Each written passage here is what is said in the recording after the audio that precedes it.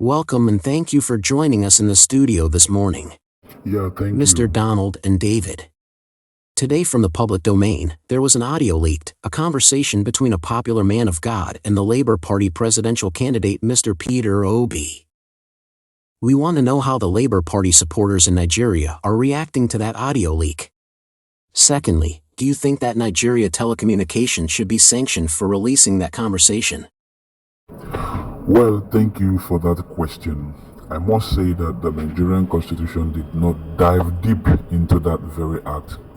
But thankful enough, we have the NCC who implement the code of conduct across the nation and which all the media houses abide to. But here again, I must say, in 2015, the Cybercrime Prohibition Prevention Act requires service providers, the telecoms, to keep all traffic data and subscriber information for a period of 2 years.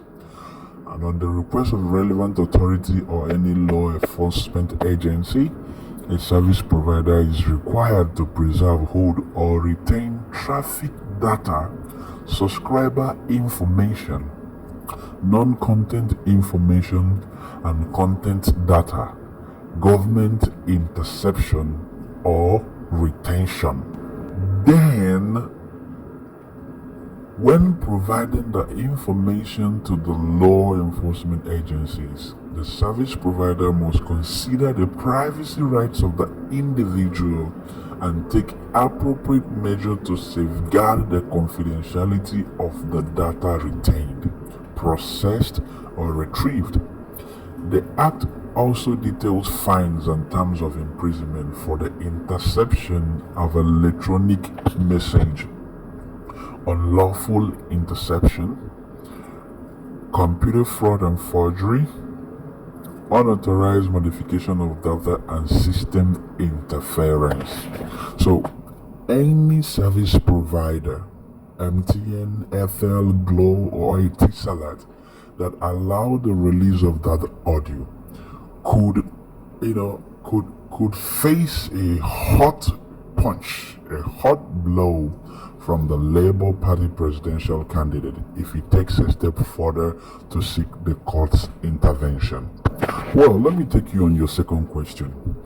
Mr. Peter B., the Labour Party presidential candidate, is a different breed, and he has broken his silence on the leaked audio of his conversation with Bishop David Oyadepo, the founder of Living Faith Church Worldwide. The audio clip was released by one online newspaper, People's Gazette, which sets the social media on fire since Saturday.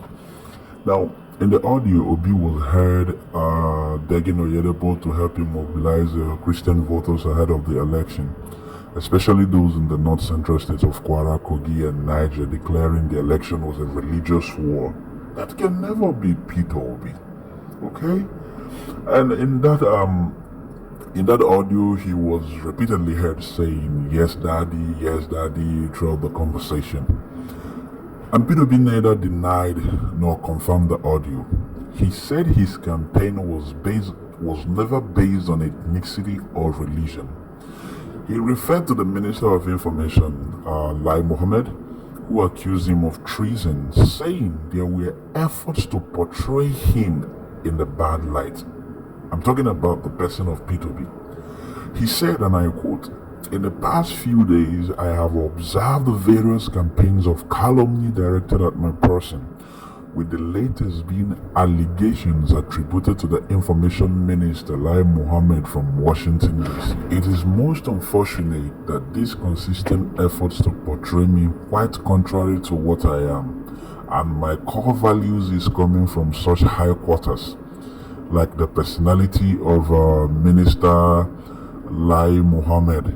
Accusing him of stoking insurrection is totally malicious and fictitious." Peter B went further to say that he has never discussed or encouraged anyone to undermine the Nigerian states. He never sponsored or preached any action against the Nigerian state. So those initiating these actions have increasingly used their official positions and agents to make false allegations against him. And he said, and I quote, I am on record as always advocating for peace and issue-based campaign and never campaigned based on ethnicity or religion. I am committed to due process and presently seeking redress in the court. So I urge those